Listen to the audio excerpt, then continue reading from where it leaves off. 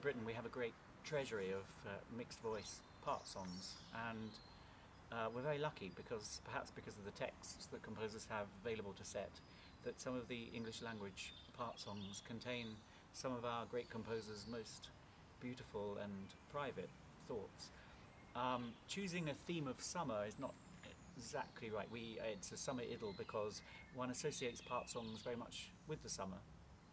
Some of the poems do have a certain amount of summer influence, so we have The Swallow by Stanford and some other bits, Summer's Gone finally by Coleridge-Taylor.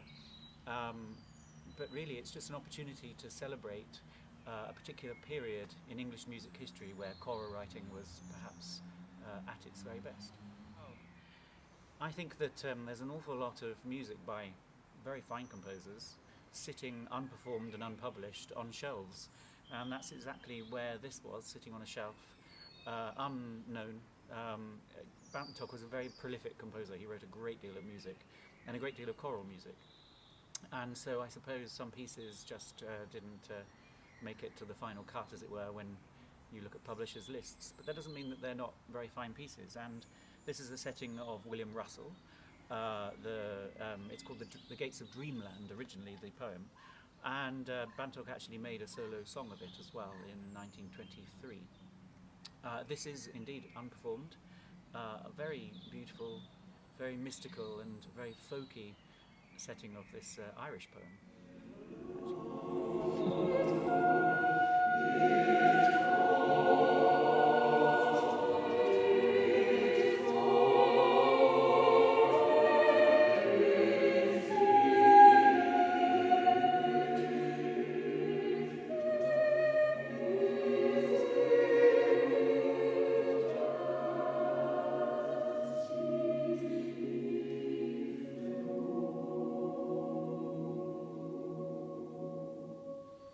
Well, there's something about singing in English for a start. It's our language, it's a very expressive language. The composers themselves are clearly very inspired by the poetry.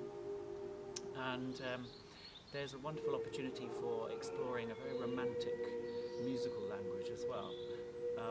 The composers start, the earliest pieces are from Sterndale Bennett and Macfarren from the middle of the 19th century. Going right through, actually the Bantock is the last work to be composed in 1928.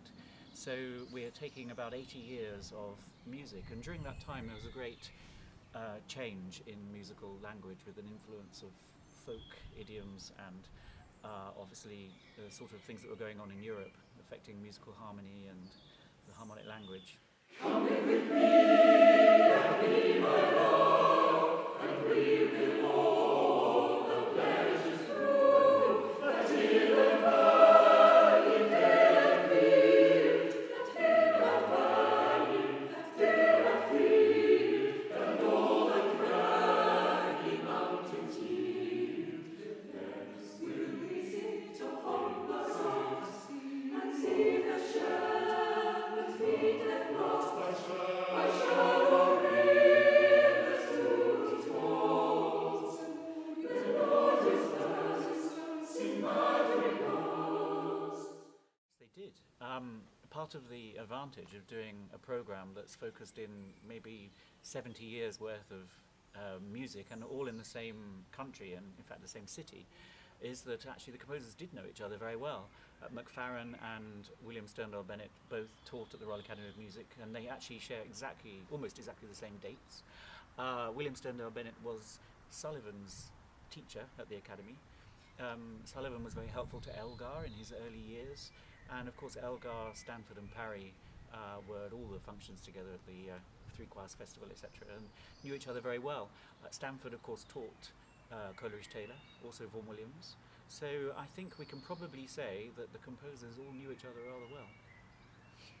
I will say, do come and have a fascinating musical experience. I like to think that our concerts, the Allegri singers, are always very interestingly programmed, because I like to explore music that perhaps an audience hasn't heard, but sometimes I think they have heard it because it's an idiom that's very familiar.